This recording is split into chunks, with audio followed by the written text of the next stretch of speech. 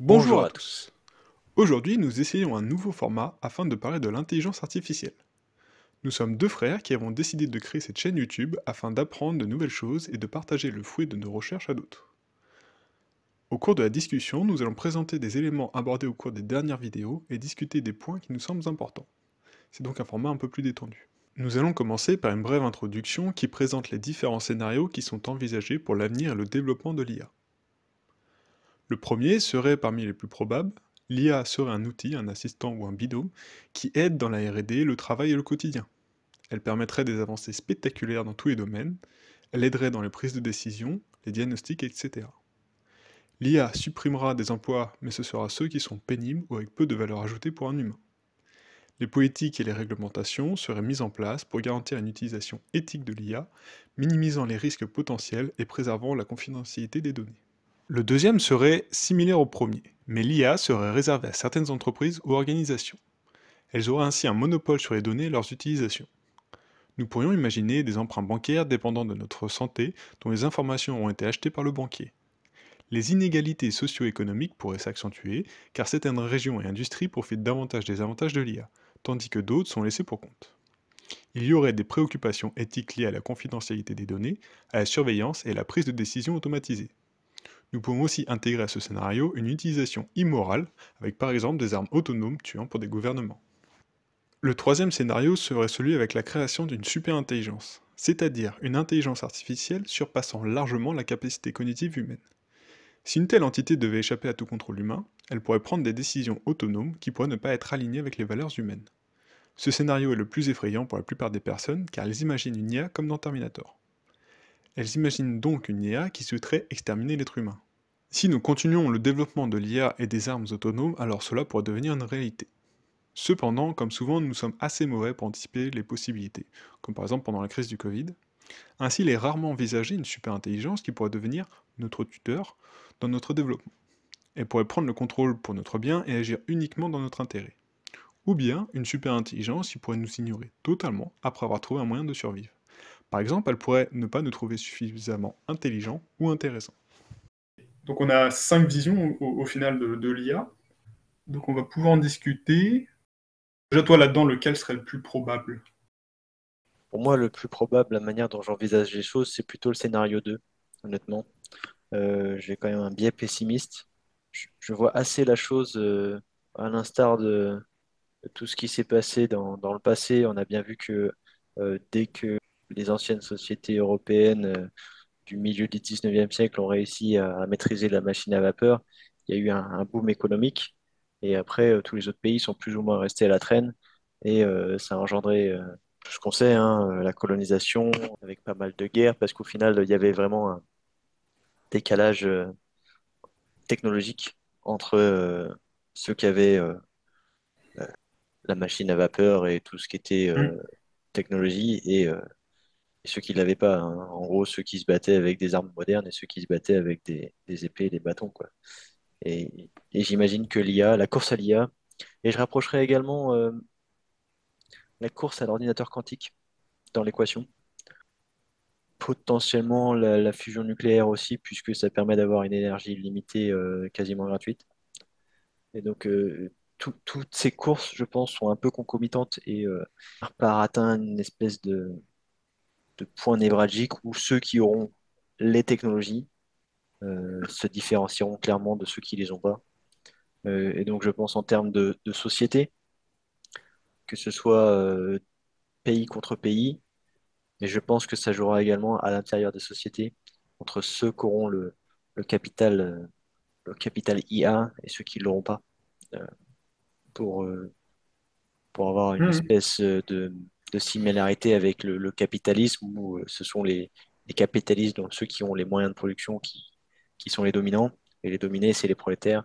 J'imagine que ceux qui auront les moyens de mettre en œuvre l'IA seront les dominants, et les dominés seront ceux qui n'auront pas ces moyens, quoi. Moi je suis un peu comme ça aussi. Franchement, le plus probable, ce serait scénario un et 2. C'est-à-dire que l'IA utilisé pour de la recherche, pour certains trucs quand même assez précis, mais bah, par exemple pour enfin, les recherches qui ont besoin de beaucoup de fonds et qui sont déjà en vogue. Je pense par exemple l'IA qui aide l'ordinateur quantique ou un truc comme ça, si l'IA aboutit avant, ou l'IA aide à la fusion nucléaire, Oui. et après qui reste coincé comme pour les grosses industries. Moi, je prends surtout l'exemple de l'industrie 4.0. Donc l'industrie 4.0, j'en entends parler depuis 2016. Donc c'était l'avenir de l'industrie et tout ça. Et en fait, on se rend compte que c'est par exemple Amazon qui applique ça. Amazon, ils ont des entrepôts complètement automatisés. Mais toutes les autres entreprises, enfin la grande majorité des autres entreprises, ça reste l'industrie qu'on connaît avec l'humain qui fait des tâches répétitives et tout ça, alors que ça pourrait très bien être automatisé. Je me dis aussi quand même que la question de l'énergie est quand même assez cruciale, quelque part, puisqu'au final, je reprends l'exemple d'Amazon. Pour moi, le modèle économique d'Amazon est quand même très pétrole dépendant, quoi. Oui. S'il y a plus de pétrole, il n'y a plus d'Amazon, quoi. Si le pétrole devient trop cher, Mm. les livraisons qui se font et puis retour à l'envoyeur, parce qu'au final, le colis nous plaît pas, c'est quand même dépendant du fait que le pétrole est pas très cher et on peut se permettre de faire des livraisons, de produire du carton pour faire les emballages, tout ça, à pas cher. Si à l'avenir, le pic pétrolier qui a déjà été atteint se matérialise, je pense que le business model d'Amazon va s'écrouler. Et donc, par extension, j'imagine que toutes les IA, en fait, qui auront besoin enfin, tous les modèles économiques auront besoin de pétrole, l'IA s'appliquera pas, puisqu'au final, l'IA, c'est quand même de la Mm. consommation d'énergie assez importante, hein. Les serveurs qui, qui font tourner, je sais pas, ChatGPT par exemple, ils fonctionnent pas à l'air ni à l'eau, ils fonctionnent à l'électricité et donc à l'énergie. Donc après, comment le mix énergétique va se dérouler? Est-ce que, si- en partant du principe qu'on va être limité en énergie, c'est à peu près ce qui semble arriver, même si c'est pas pour tout de suite, si on est limité en énergie et que la fusion nucléaire n'est pas développée, et ben, au final, je pense qu'on réduira nos utilisations de l'électricité et qu'on se concentrera sur Ouais, sur disons, les vitaux, quoi. oui, oui, et donc ce sera le transport et ça sera pas, je sais pas, utiliser une intelligence artificielle pour chercher je Pour ne créer sais des quel. images. Ouais, c'est ça. Je pense, hein. Je Ah non, pense. mais je pense aussi, je suis assez d'accord là-dessus. Euh, Après, enfin, il y a des différentes visions, parce qu'il y a court, moyen et long terme. Oui, c'est ça. Et Ça, je suis plutôt d'accord sur moyen terme. Après, sur court terme, je vois, il y a une question, c'est quels sont les avantages, inconvénients, potentiels d'intégration croissante d'IA dans notre vie quotidienne. À court terme, ça peut te faire gagner du temps. En avantage, en inconvénient, c'est quelles sont les données que tu envoies. Mais à court gagner terme, je du pense qu'il y a temps. plus d'avantages que d'inconvénients. Bah, Honnêtement, ça évite de faire des tâches. Voilà, quoi. moi, je pars du principe qu'on est quand même dans une société où le confort est quand même assez flagrant. Euh, Oui. je je suis pas convaincu que rajouter de l'IA dans notre vie quotidienne soit une avancée hors du Alors moi, je commun. parle de vie quotidienne, mais aussi au travail, Bah, au dans notre travail, industrie. C'est au vrai que tra- dans notre vie quotidienne, enfin, je vois pas ce qu'on pourrait gagner de plus. bah, ça serait pour avoir des gadgets un peu plus perfectionnés, des ordinateurs, des téléphones. Parce que c'est vrai qu'avoir un frigo avec une IA, oh, t'as plus de pain aujourd'hui, il faut que t'en rachètes. Merci quoi. Ou je te l'ai commandé Oui, c'est directement sûr. sur Bah, Amazon. Oui, ça, c'est une des utilisations qui est envisagée, où en fait, on délègue vraiment tout à l'IA au final, sur qu'est-ce qu'on mange, qu'est-ce qu'on regarde, tout ça.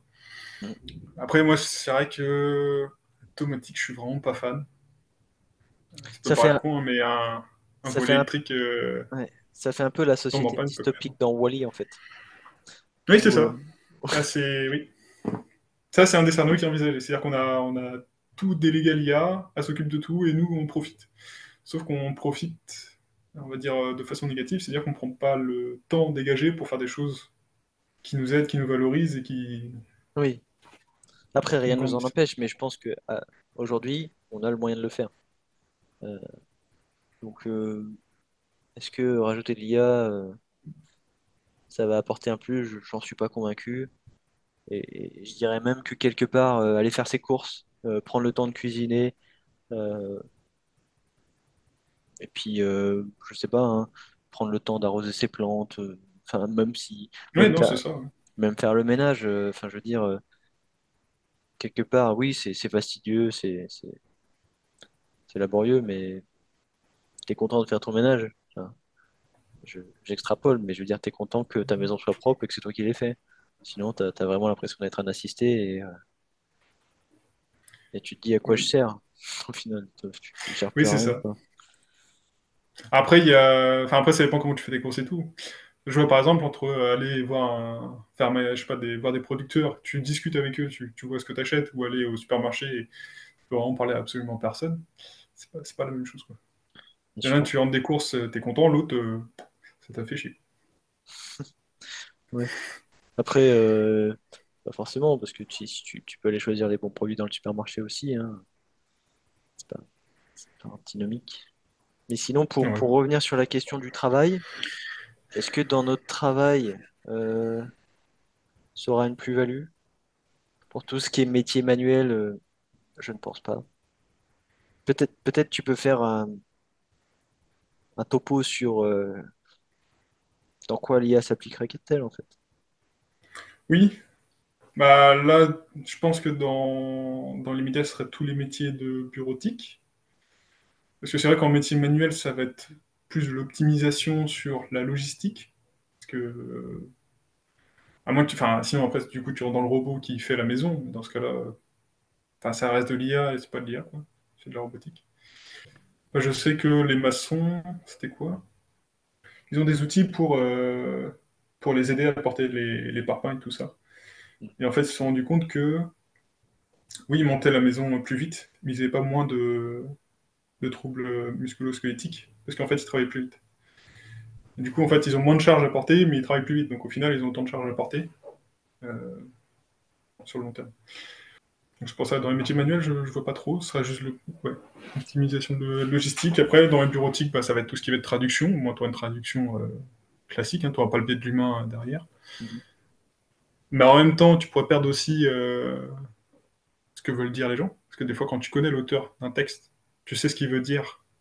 Et du coup, tu arrives à le traduire d'une toute façon dans une autre langue, mais pour garder l'idée. Est-ce que l'IA arrivera à ça? Et après, sinon, j'avais vu donc pour ingénierie, tout ce qui est ingénierie, il y avait conception.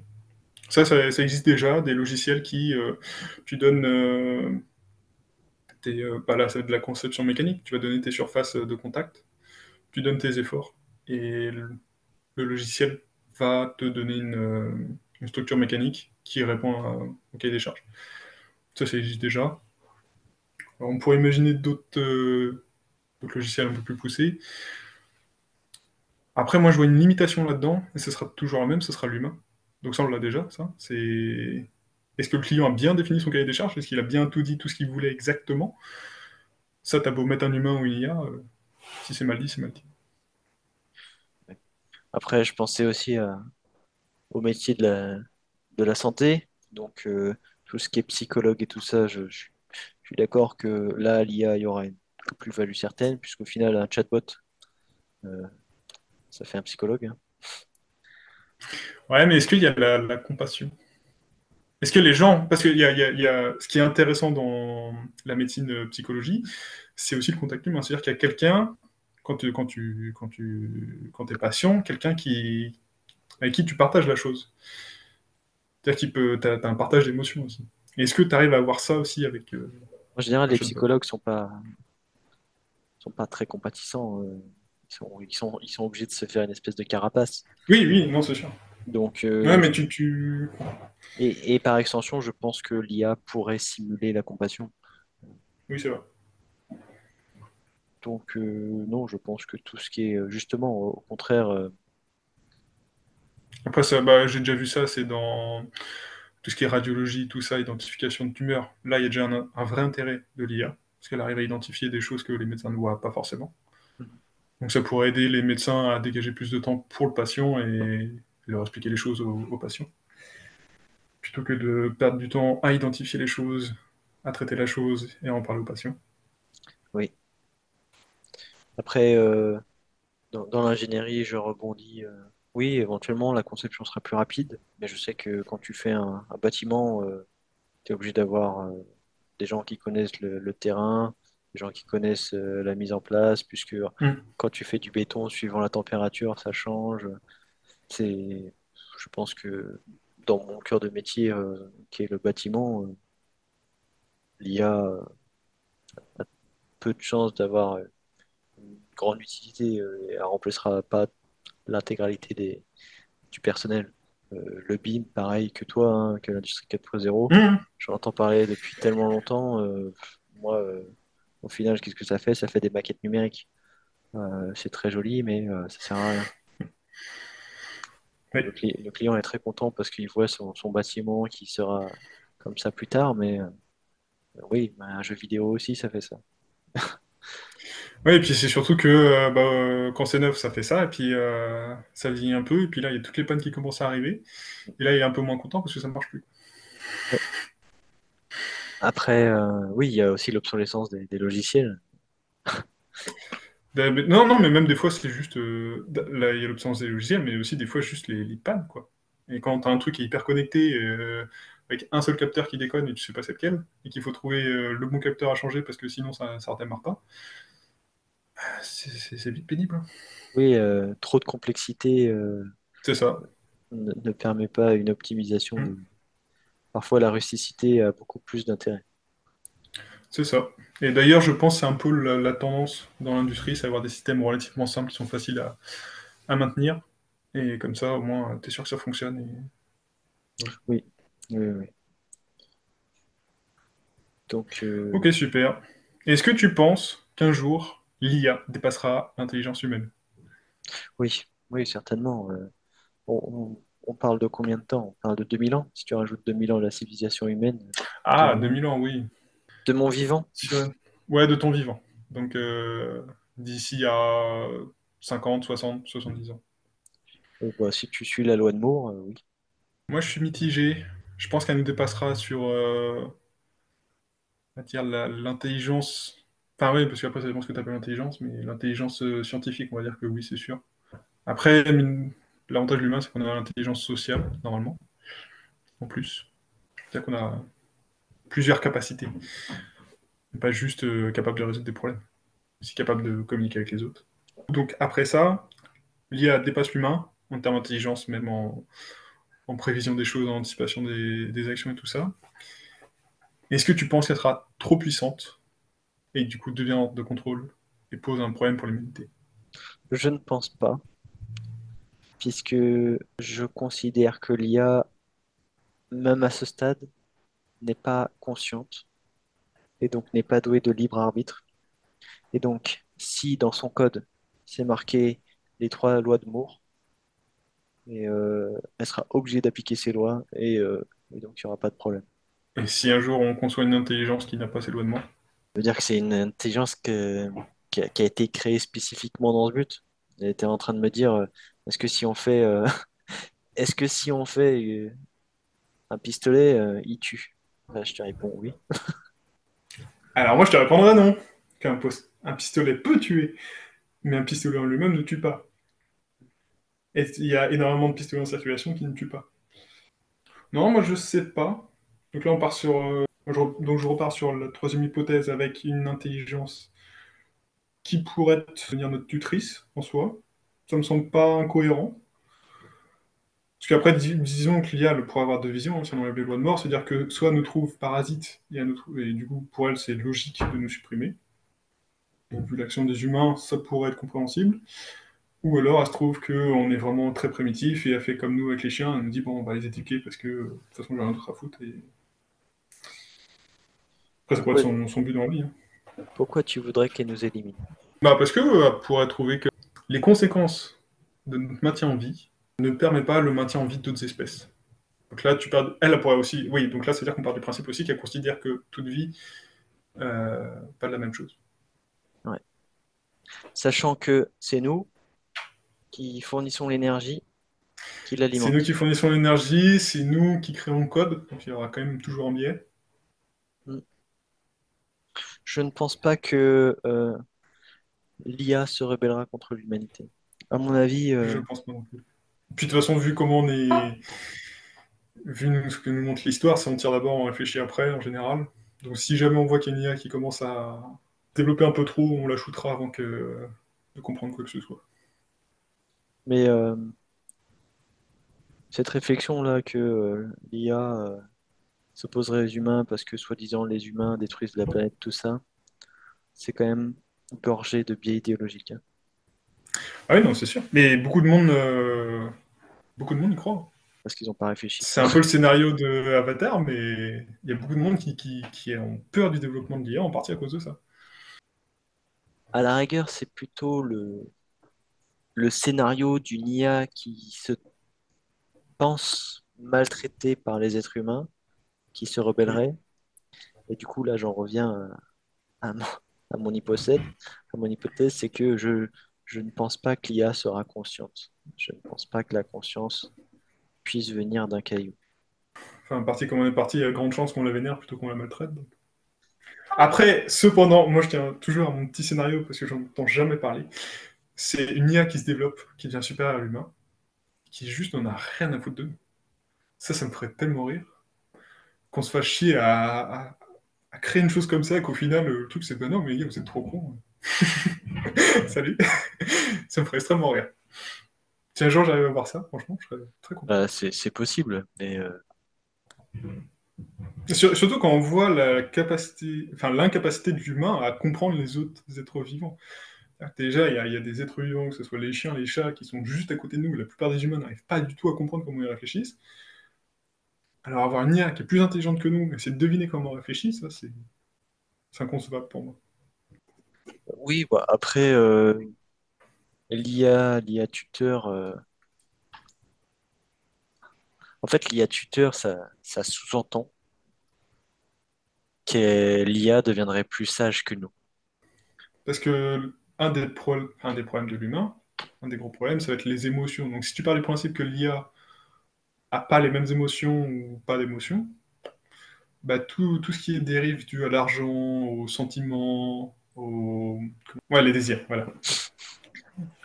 Tout ce qui est dû au désir et tout ça, bah tu l'enlèves, tu sais, l'IA...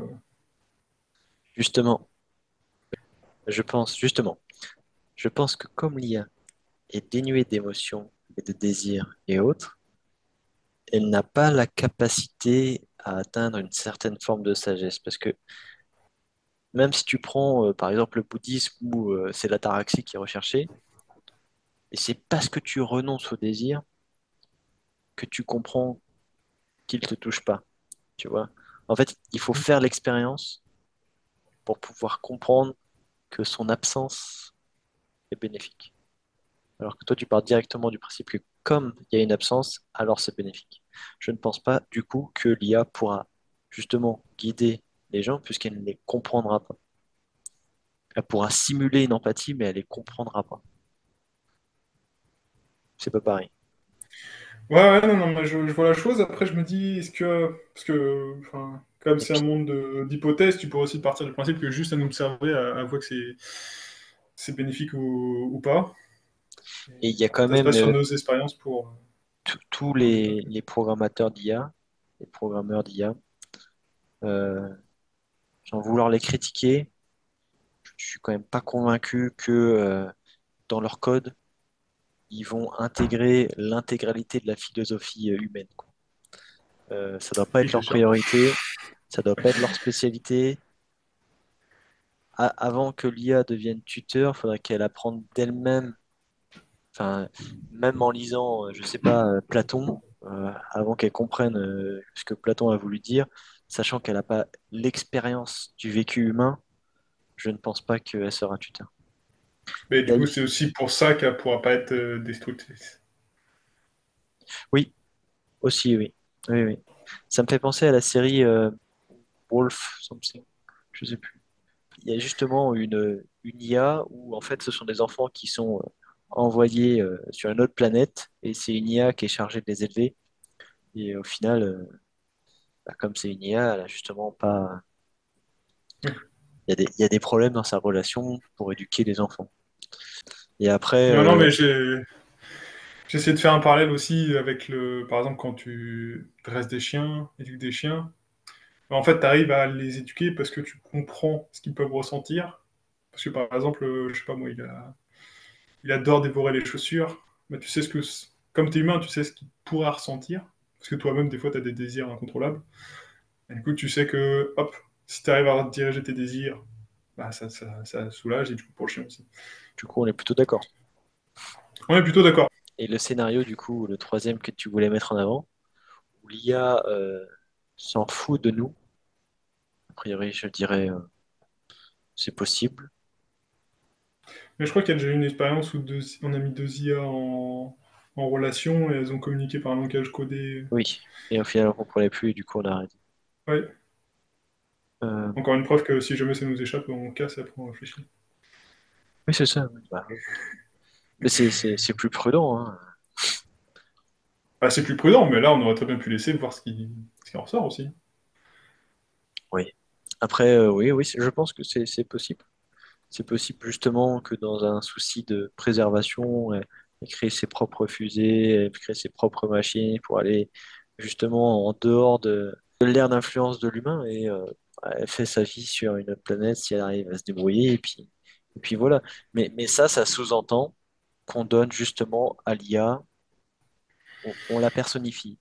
Et je pense que c'est un peu le problème, c'est qu'en fait on a tendance à donner des caractéristiques humaines à des machines. Je trouve que l'humain a tendance à trop personnifier les machines et donc à trop penser que l'IA deviendrait ça, ça, ça. Euh, euh, si l'IA s'en fout et cherche à faire sa vie ailleurs ou à côté, ça sous-entend qu'elle cherche à prolonger sa vie, à persévérer dans son existence. Est-ce que vraiment que l'IA devienne plus intelligente que l'homme d'un point de vue scientifique, rationnel, tout ça?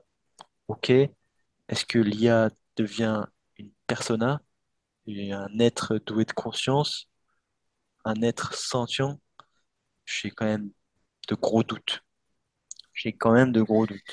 Elle pourra le Ouais. simuler, elle pourra très bien le simuler, ça nous paraîtra euh, Oui. tel quel, mais je pense pas que ça sera vrai. Et puis c'est surtout comment, si jamais elle arrive à le faire, comment on pourra nous démontrer, sans que ça paraisse justement une apparence, qu'elle l'est. Pour moi, pour moi, une vraie preuve de ça, ça serait que justement, consciemment, elle rompe une ligne de code et notamment les lois de Moore. Si on lui dit, Ah oui. si tu veux nous prouver que tu es vraiment doué de conscience, que tu es doué de libre arbitre, que tu es capable Hmm. d'évoluer et autres, donc voilà un condamné à mort, tu le tues, si tu arrives à le faire. Ah, non, bah, y a pas forcément tué l'humain, je crois que même maltraiter l'humain, pas le droit. Oui, enfin, je sais pas. Mais par extension, je crois que la première est plus forte que Oui. les deuxièmes. Donc, si elle arrive à faire ça, alors là, tu te dis, ok. Enfin, je veux dire, tu vois ce que je veux dire? Mhm. Oui, non, c'est ça. C'est-à-dire que on t'a donné des règles, tu décides de renier ces règles, même si, comme tu n'y as, tu devrais ne pas pouvoir les renier. Et du coup, comme tu changes ton code, ça montre que tu es conscient. Enfin, je viens d'y penser, hein, donc je suis pas sûr que ce soit la preuve absolue, mais ça serait déjà une grosse preuve. Et je pense que les philosophes actuels, au lieu de arpenter les plateaux télé, il ferait mieux de se pencher sur ce genre de questions. Exactement. C'est sur ces mots que cette vidéo se termine, ça fait déjà 30 minutes que nous discutons. J'espère que cette vidéo vous a plu, n'hésitez pas à mettre en commentaire votre avis sur l'IA, et surtout on aimerait énormément votre avis sur ce nouveau format, ou si vous souhaitez qu'on approfondisse un point. N'hésitez pas à partager la vidéo et à mettre un pouce en l'air.